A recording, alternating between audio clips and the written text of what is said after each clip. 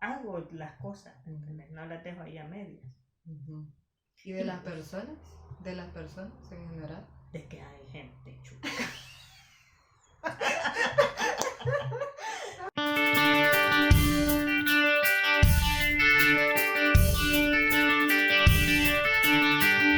Hola a todos, muy bienvenidos. Mi nombre es Becky y están en su canal Vidas Maestras.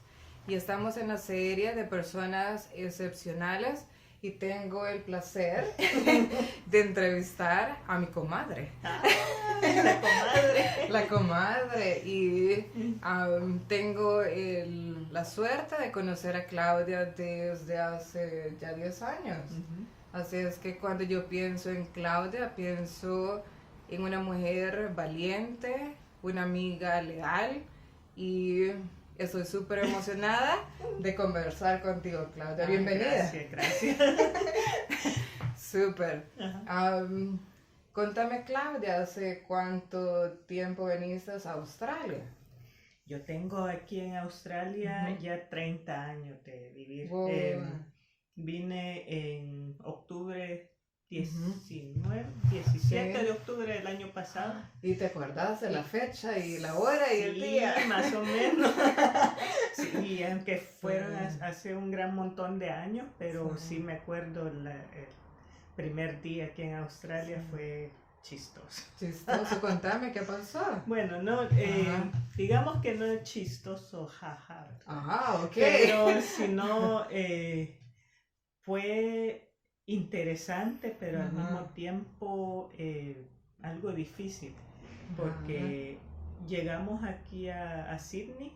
Sí, llegamos a Sydney porque no podían traernos hasta aquí a Adelaide porque había un paro de aviones. Wow, okay. Entonces los aviones no estaban yendo para ningún lado, así es que tuvimos que quedarnos en Sydney una semana nos quedamos.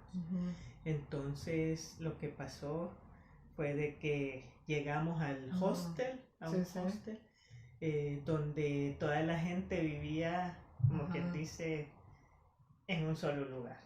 Tenía su, digamos, su apartamento, a donde tenían sus camas y quizás una salita chiquita.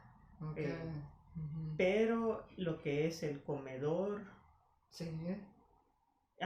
también los baños tenías en el apartamento, pero el comedor, todos llegaban los tres tiempos, desayuno, almuerzo y cena, llegaban a un comedor y ahí se les servía la comida.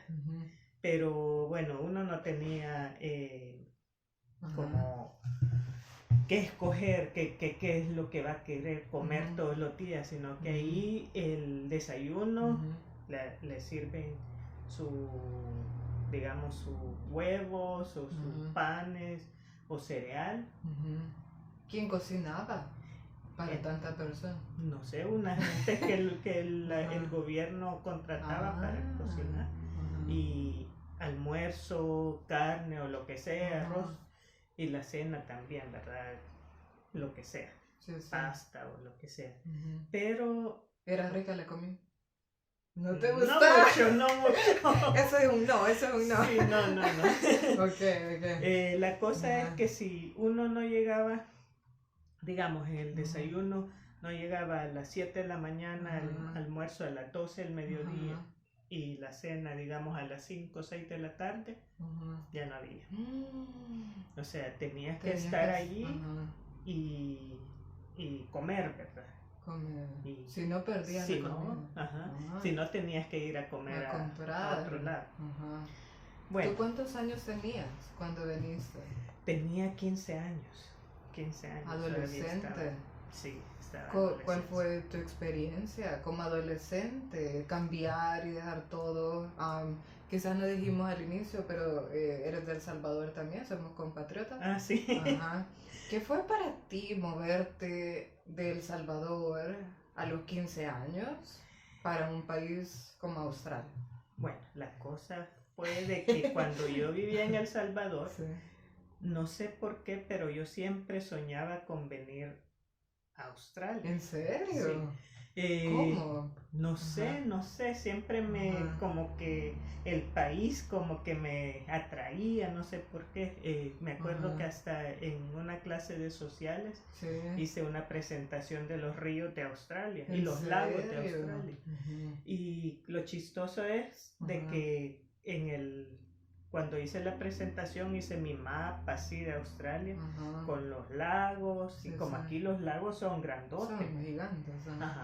Y los coloreaba con azul y todo, pero no me daba cuenta que siendo uno de los, el continente más seco de todo el mundo, esos lagos no tienen agua.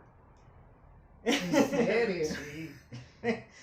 Aquí el lago, el Ea, ese no tiene agua, a no ser que haya en alguna parte más elevada, en otro lugar que haya una gran tormenta, un gran montón de agua que caiga alguna tormenta. Como en invierno. Toda esa agua viene a inundar esos lagos. Pero de lo contrario no. O sea que tenías que colorearlos de café o de amarillito, porque aquí la tierra es como amarilla o roja, ¿verdad? Roja. Sí. Bueno, la cosa es que yo no sabía ese pequeño detalle hasta que vine aquí, que decía la gente el lago tal, pero el lago no tenía nada. Bueno, mira, tuviste que venir a Australia para comprobar tus dibujos y presentaciones. Sí. Bueno, y antes de venir aquí aprendí muchas cosas de Australia y no sé, pero la atracción con Australia siempre fue... Mira, eso no lo sabía. No sabía. Y obviamente en El Salvador se habla español, aquí hablamos en inglés. ¿Tú cuando viniste a Australia ya sabías inglés? Yo sabía muy poquito de todo lo que me habían enseñado en la escuela, sabía muy poco, pero no sé, mis hermanos iban al centro cultural a aprender inglés y no sé, pero de lo que ellos aprendían, yo también aprendía, como que absorbía el inglés como... Se te facilitó. Y me acuerdo que hasta en el colegio a veces las profesoras cometían algún su medio errorcito ahí estaba yo como que si era águila, ¿vieron? Era tu instinto de maestra. Sí. En acción. Bueno, la cosa es que yo sabía muy poco de inglés, pero sabía el inglés americano.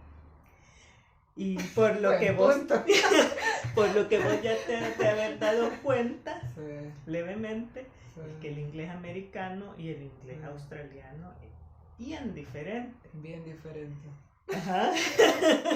Entonces, diferente. Aquí yo vine y al oír a la gente hablar, yo no entendía ni jota. Pero nada. Y entonces... ¿Y qué dijiste cuando no le entendía a las personas? ¿Qué hacías?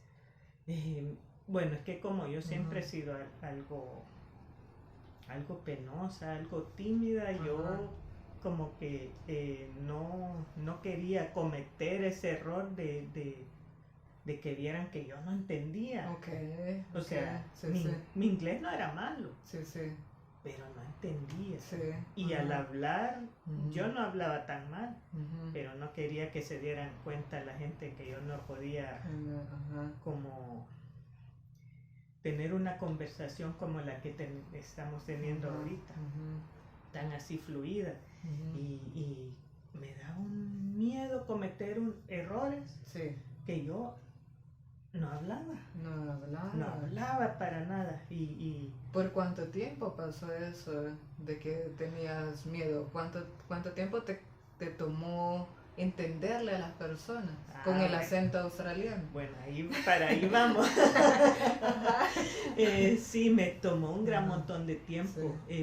Y esa timidez de no querer ir a hacer nada, o sea, de ir al banco a sacar dinero o ir a comprar algo. Yo no, me escondía detrás de mi hermana. A mi hermana le empujaba que ella fuera. Ajá. Porque tú eres la menor, ¿verdad? De tres, un hermano mayor, ajá, nena, mi hermana y tú. y yo. Y Ajá, entonces, y tus papás que vinieron. Sí, Okay. y mi tía vino también con nosotros. Okay. La cosa fue mi hermana de tan aburrida que estaba de hacer todas las cosas por mí, me dijo, no más, vos tenés que aventarte también. ¿Te tiró al agua? Me tiró a lo hondo. Okay. Y entonces, bueno, yo tuve que, como dicen, chapalear ahí, Sí. ¿verdad? A ver cómo salgo del agua. A flote. Ajá. Sí. Y entonces, bueno, resultó de que en la escuela yo no tenía muchas amigas también porque tras que me sentía mal de haber venido aquí, también me sentí... Cuando dices me sentía mal, tú querías venir a Australia, pero cuando llegaste acá te sentías mal. ¿Qué era sentirse mal para ti? Ok, yo me sentía mal porque yo extrañaba El Salvador, extrañaba hablar mi idioma, que me entendieran, extrañaba a mi familia, aunque no tenía el gran montón de amigos allá, pero también los amigos que tenía los extrañaba. Por supuesto. Y entonces, y más porque cuando empezamos a ir a la escuela, bueno, eso, de que fuimos a la escuela, pero al principio fue a la escuela de lenguas. O sea, donde las profesoras te hablan bien despacito, te explican así, bien. Por 3 meses. 3 meses, ok. Al siguiente año nos tiraron a lo hondo, a la escuela normal. Ahí nadie te explica y te donde van todos los australianos y todas las personas que viven acá. Bueno, y cuando llegamos a esa escuela donde fuimos, fue una escuela religiosa de niñas, solo de niñas, católica. Yo sentí un gran racismo por el hecho de no hablar inglés. La gente como que no tenía ni paciencia, no querían. Las profesoras decían como que ya. No querían como dar quizás más atención, más tiempo si era el inglés su segunda lengua, por ejemplo. Sí. Eso está interesante, fíjate, conocerlo. Desde ese tiempo, ahora, ¿cómo miras las escuelas ahora? ¿Crees que ahora también siguen las personas con racismo en las escuelas o después de 30 años? Fíjate que ahora sí ha cambiado un gran montón porque la gente está más, ya se da cuenta de que el racismo daña a muchas personas y que o sea, no debe existir porque todos supuestamente tenemos que ser todos iguales, tenemos que tener todos las mismas oportunidades, aunque no siempre se da. Pero ahora ya, digamos, en las escuelas, los niños, no solo porque son negros o porque son chinos o porque son de o de otra nacionalidad, tienen que ser discriminados o que empujarlos así a un lado que no me voy a preocupar por ellos, sino que todos los niños tienen que tener las mismas oportunidades.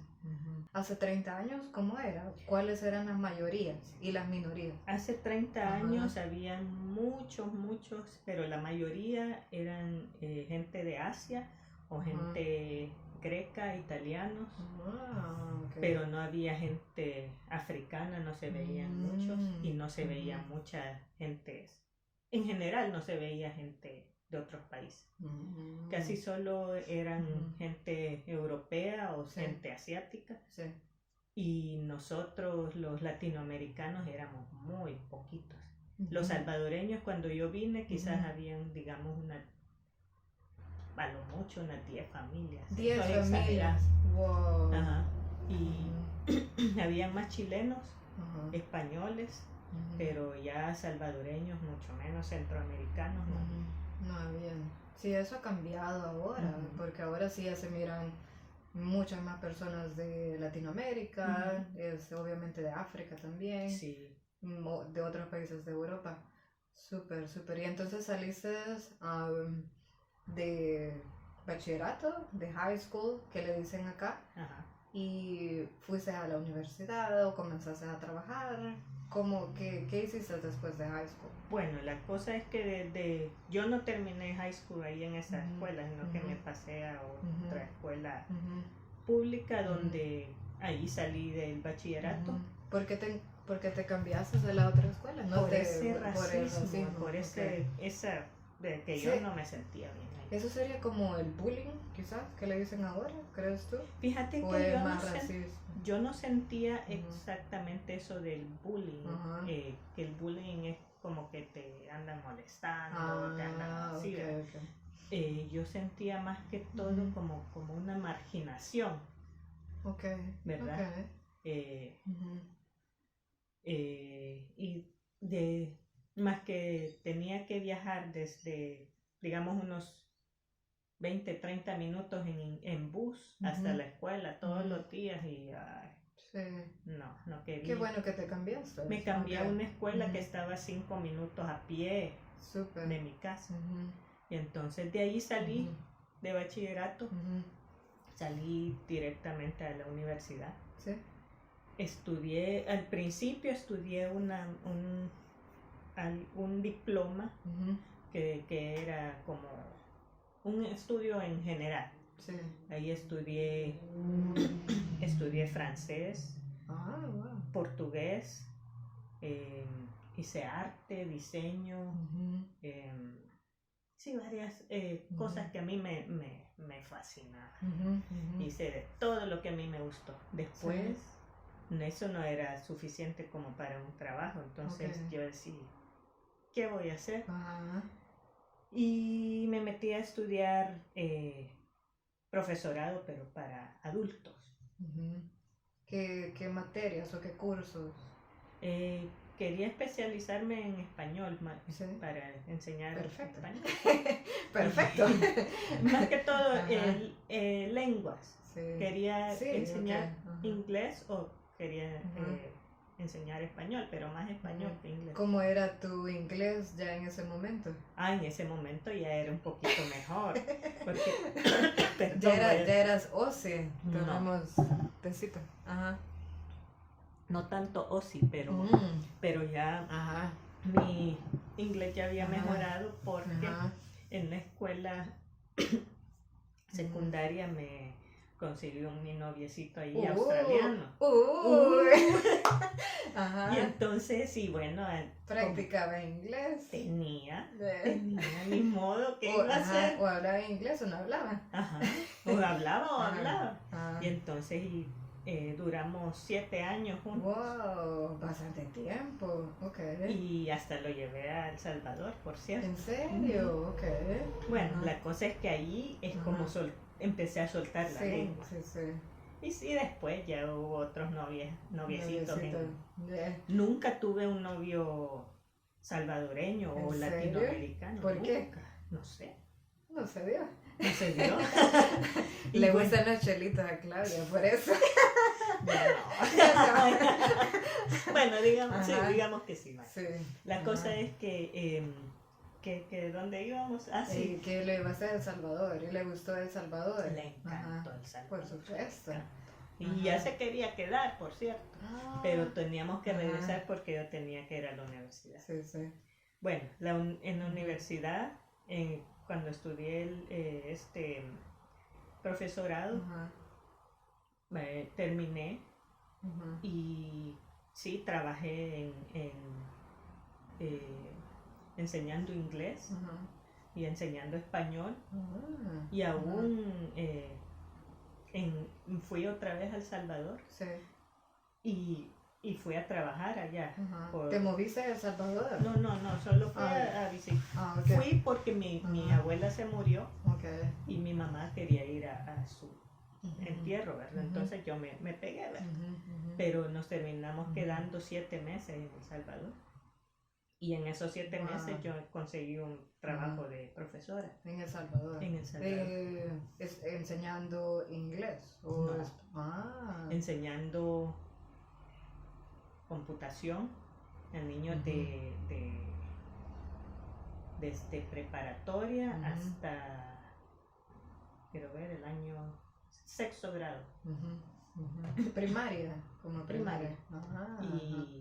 Y bueno, los niños me andaban de allá para acá, que la señorita Claudia, que allá, que acá, porque como yo era australiana, ellos querían siempre andar.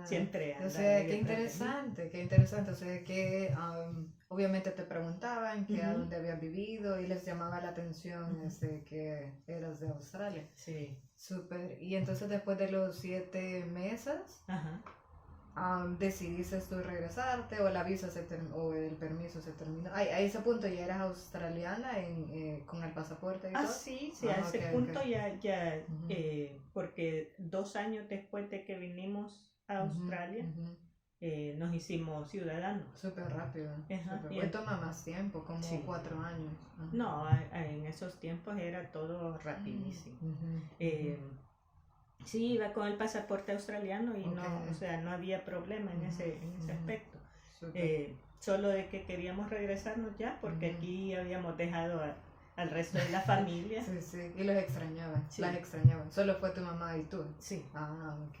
Y entonces la cosa fue de que nos regresamos y yo seguí trabajando, buscando trabajo como profesora. Pero había algo en eso de que yo no me sentía bien, no me gustaba el ser profesora. Sí, verdad, me gustaba trabajar con adultos porque nos sentábamos a platicar, a compartir y aprendíamos, ¿verdad? Sí, compartiendo. Me acuerdo de que en esos tiempos les estaba enseñando inglés a gente de habla hispana. Y lo que menos que hacíamos era aprender inglés. Por supuesto. Y entonces, y bueno, las señoras gozaban, nos reíamos y me contaban cosas, pero así. Pero el hecho de enseñar inglés, no. Ya no le encontrabas gusto. Es que nunca le encontré gusto. ¿Y qué hiciste después? La cosa es que no sabía qué hacer, ¿verdad? Y en esos tiempos mi hermana se le ocurrió, porque teníamos que hacer algo. Ella no tenía trabajo, mi mamá no tenía trabajo. Yo tampoco, y entonces teníamos que hacer algo para vivir, porque no íbamos a vivir del gobierno, porque aquí tenemos la suerte de que si no trabajas, el gobierno te puede ayudar, ¿verdad? Pero ser mantenido como que, ¿verdad?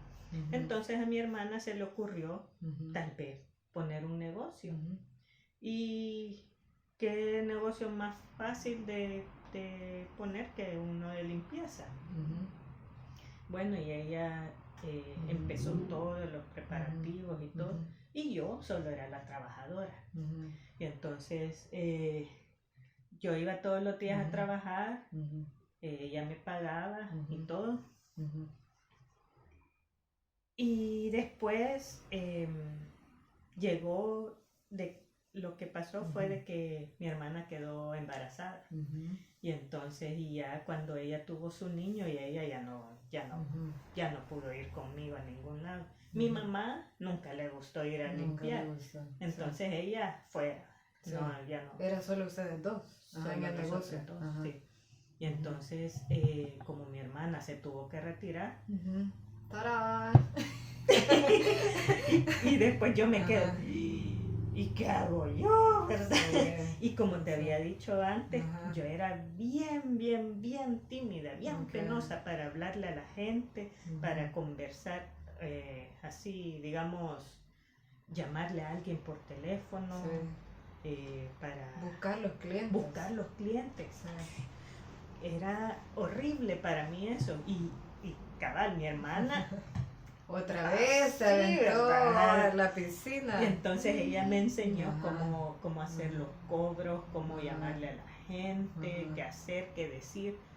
Pero después, hágalo usted, ¿verdad? Y entonces, y yo...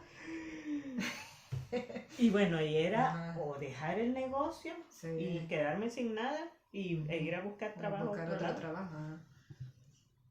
O seguir adelante. Y entonces yo... ¿Y qué optaste? Yo opté por seguir adelante. Y entonces... y ahí me quedé sola, solita. Bueno... ¿Hace cuántos años fue eso? Hace como 14 años. 14 años. Sí, y entonces, bueno, tuve la suerte de que mi papá en esos tiempos se jubiló del trabajo, ya no trabajaba, y entonces él por hacer algo se iba a trabajar conmigo. Y él al principio me ayudó un gran montón. Sí. Él limpiaba, él andaba con su aspirador encima y aspirando, sacudiendo, y ahí íbamos a limpiar unas casas que, ay, mejor ni te cuento. Bien interesante porque, bueno, yo he trabajado con Claudia también y yo cuando estaba en El Salvador y venía para Australia, uno dice, yo estoy dispuesta a hacer cualquier trabajo y yo te quiero reconocer, Claudia, porque hacer limpieza, para mí yo siento que es uno de los trabajos más difíciles que hay. Sí. Porque yo lo he hecho acá y es extremadamente físico y mental también. Mental también. Uno dice, eso es lo físico porque obviamente utiliza el cuerpo, pero no, así como tú dices que hay casas que ni te cuento. O sea, cuando uno mira una casa sucia y que uno tiene que transformarla, es mental también y es emocional porque... bueno, recientemente fuimos a hacer unas casas también y yo le digo, Claudia, no sé cómo lo haces, yo me pongo a llorar. Así que no, es un trabajo que requiere esfuerzo físico, emocional y mental también, y tú lo estás haciendo por 14 años y bueno, y ahora tienes tu negocio. No 14 más. ¿Tenés más? Sí, tengo como más de 15 años de estar ahí. Porque antes trabajaban con nenas. Mucho más, quizás 16, 17 años, no sé. La cosa es que no sé por qué. Sí. El trabajo de limpieza, aunque digan de que es un trabajo de migrante, que no sé qué, que no sé cuánto, porque a veces la gente lo mira de menos. Y yo era una, te voy a ser sincera. Mucha gente lo mira así como de, pero es un trabajo que yo prefiero hacer, ir a limpiar inodoros sucios. Cualquier día del año que ir a aguantar niños locos a una escuela. También me ofrecieron, antes de dejar de trabajar de profesora, me ofrecieron una plaza full time, o sea, a tiempo completo, en una escuela primaria, enseñando español a niños de primaria, no sé. Sí, de edad primaria. Me daban el trabajo, es tuya. Aquí la tenés y la querés. Y dije, no quiero. Y entonces prefiero ahora estar limpiando inodoros chucos a irme a trabajar con los niños. Y no es de que discrimine o algo, pero la limpieza, tras que es un trabajo físico y todo, me da como una satisfacción de ver la casa sucia y al final todo súper limpio, que hasta brilla. No sé, es esa satisfacción de haber terminado el trabajo y ver tu esfuerzo ahí en esa casa. Aunque a veces te digo que da pereza, porque han habido casas de que, no sé si te he contado que he encontrado cucarachas por todos lugares, por todos lados. Moves una cosa y sale una cucaracha, moves no es mentira, son cuquitas chiquitas, salen ahí por todas las paredes. Como plaga, como una especie de plaga que eso. Hice una casa que tenía cucarachas por todos lados, tenía manteca por todos lados. ¿Qué es lo que has aprendido de ti y de otras personas al trabajar en limpieza? De mí. De mí, de que, para empezar, que me gusta lo limpio. Y para seguir, de que soy una persona constante, que le doy hasta que termino lo que estoy haciendo. Y persistente. Y eso lo veo porque me ha tocado limpiar casas enteras, grandes, yo sola. Y las he terminado. Mi respeto, claro. Mi respeto. Gracias. Wow. Sí, y eso, o sea, yo sé de que yo hago las cosas, no las dejo ahí a medias. ¿Y de las personas? ¿De las personas en general? De que hay gente chuca. De que hay gente chuca y yo no sé cómo pueden vivir así. Wow. ¿Algún mensaje? Limpiemos nuestras casas. Limpiemos nuestras casas, no, definitivamente. Es saludable vivir en lo limpio, porque vivir con un montón de cucas, como que... Sí. Mira, Claudia, lo otro que quería preguntarte, ¿cómo conociste al gringo?